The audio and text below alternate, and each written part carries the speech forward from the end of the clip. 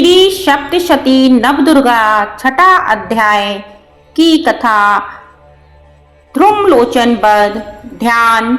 मैं सर्वेज्ञेश्वर भैरव के अंग में निवास करने वाली परमोत्कृष्ट पद्मावती देवी का चिंतन करती हूँ। वे नागराज के आसन पर बैठी हैं। नागों के फणों में सुशोभित होने वाली मणियों की विशाल माला से उनकी देहलता उद्दासित हो रही है। सूर्य के समान उनका तेज है। तीन नेत्र उनकी शोभा बढ़ा रहे हैं। वे हाथों में माला, कुंभ, कपाल और कमल लिए हुए हैं तथा उनके मस्तक में अर्धचंद्र का मुकुट सुशोभित है। ऋषि कहते हैं, देवी का यह कथन सुनकर दूत को बड़ा अमश हुआ और उसने दैत्यराज के पास जाकर सब समाचार विस्तार पूर्वक कह सुनाया। दूत के उस वचन को सुनकर दैत्यराज कुपित हो उठा और दैत्य सेनापति धूम्रलोचन से बोला, धूम्रलोचन, तुम शीघ्र अपनी सेना के साथ लेकर जाओ और उस दुष्ट के केस पकड़कर घसीटते हुए उसे बलपूर्वक यहाँ ले आओ।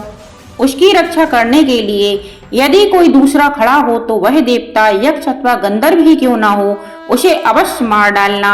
ऋषि कहते हैं, सुम के इस प्रकार आज्ञा देने पर वह धूम्रलोचन दैत्य 60,000 असुरों की सेना को साथ लेकर वहां से तुरंत चल दिया। वहां पहुंचकर उसने हिमालय पर रहने वाली देवी को देखा और ललकार कर कहा, अरे तू शुम निशुम के पास चल। यदि इस समय प्रसन्नता पूर्वक मेरे स्वामी के समीप नहीं चलेगी तो मैं बलपूर्वक पकड़कर घसीटते हुए ले जाऊंगा।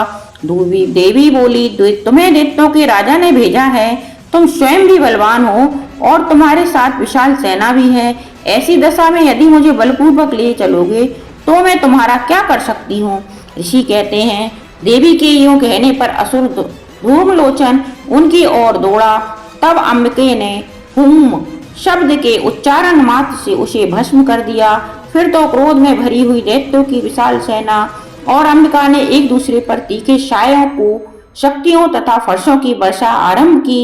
इतने ही देवी का वाहन सिंह क्रोध में भरकर भयंकर गर्जना करके गर्दन के भालों को हिलाता हुआ अश्वों की सेना में कूद पड़ा। उसने कुछ दैत्यों की पंजे से मारा, कितनों को अपने जबड़ों से और कितने ही महादैत्यों को पटककर ऊंट की दाढ़ों से घायल करके मार डाला। उस सिंह ने अपने नखों से कितनों के पेट फाड़ डाले और थप्पड़ मारकर कितनों के सिर धड़ से अलग कर दिए, कितनों की भुजाएं और मस्तक काट डाले तथा अपनी गर्दन के बाल हिलाते हुए उसने दूसरे दैत्यों के पेट फाड़कर उनका रक्त चूस लिया।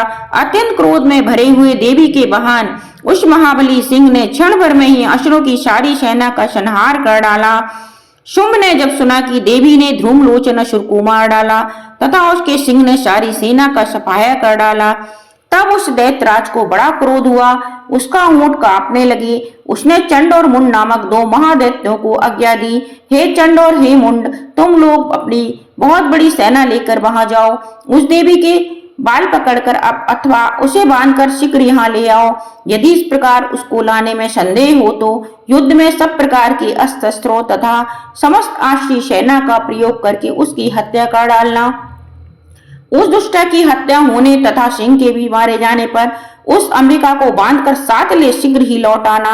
इस प्रकार श्री मार्कंडेय पुराण में सर्वाणिक मनवंतर की कथा के अंतर्गत देवी महात्म्य में ध्रुमलोचन वध नामक छठा अध्याय पूरा हुआ। बोलो माँ दुर्गा देवी की जय हो, जय हो, जय हो।